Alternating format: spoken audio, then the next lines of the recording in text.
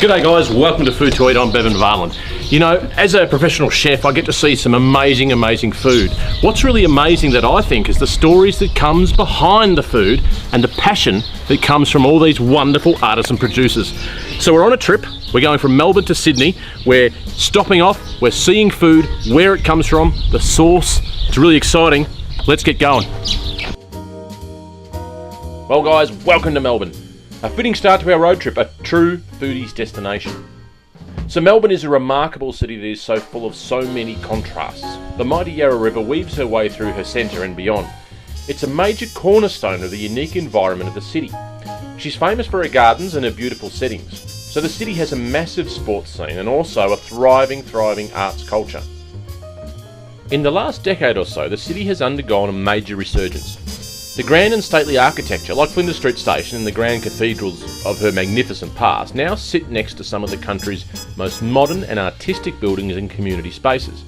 Federation Square, the Eureka Tower, the Arts Centre, all stunning buildings that help to identify Melbourne as a truly cosmopolitan and ultra-modern city.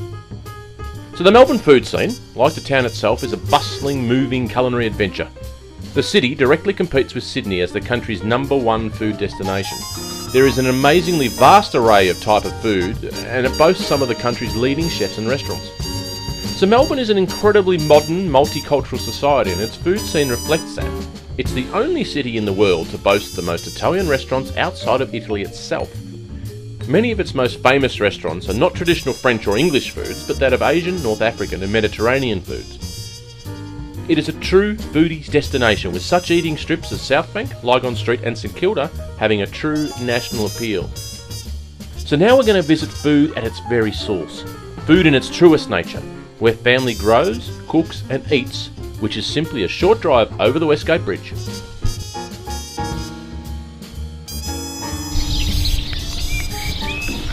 Hey guys, we've popped over the Westgate Bridge over to Point Cook in the Werribee South area.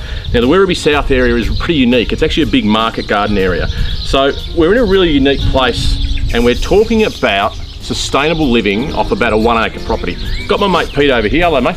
Welcome to Food to Eat, my friend. Good to be here. Pete's a pro actor and it's really interesting. He's got a young family like I do, and I suppose this is really interesting for you mate. We can actually see how to live off about 1 acre of land. Absolutely. I mean, you know, if you've got an acre, and even if you don't have an acre, you can make the most of what you do. You can. So we got heaps of things. We've got a veggie garden here. We got chickens. We got parrots. You name it. He basically, the Gauchi family who own this property live off this, and they've actually been able to feed generations of people as they go. This over here, that's the oldest RAAF base in Victoria. That's Point Cook.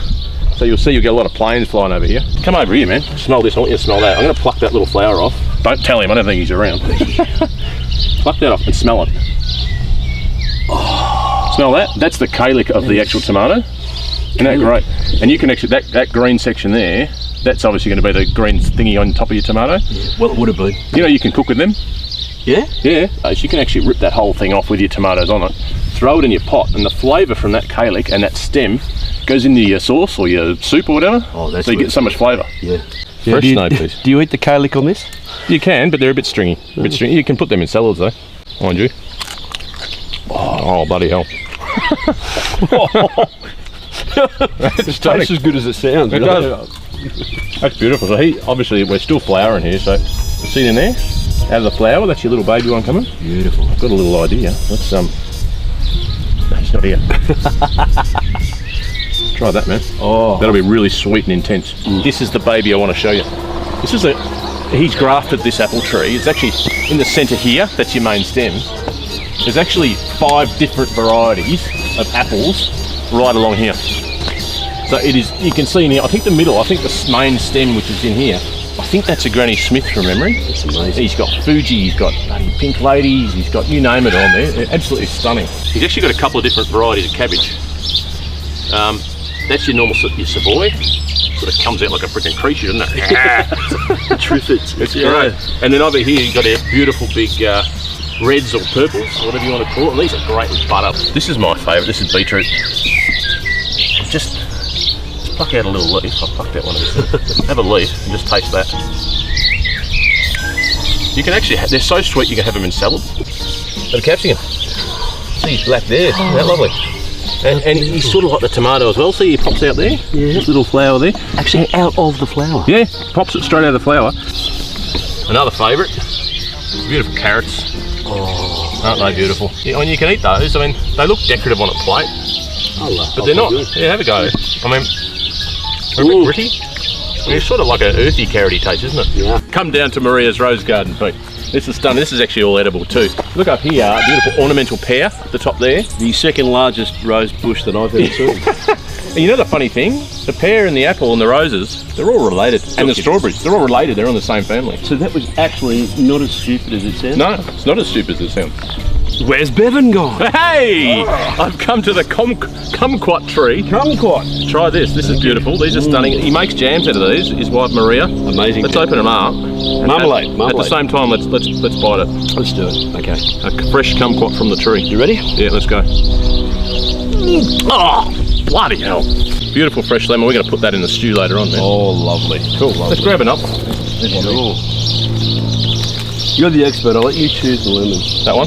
Oh, okay. Then I'll grab one more. That one there looks stunning.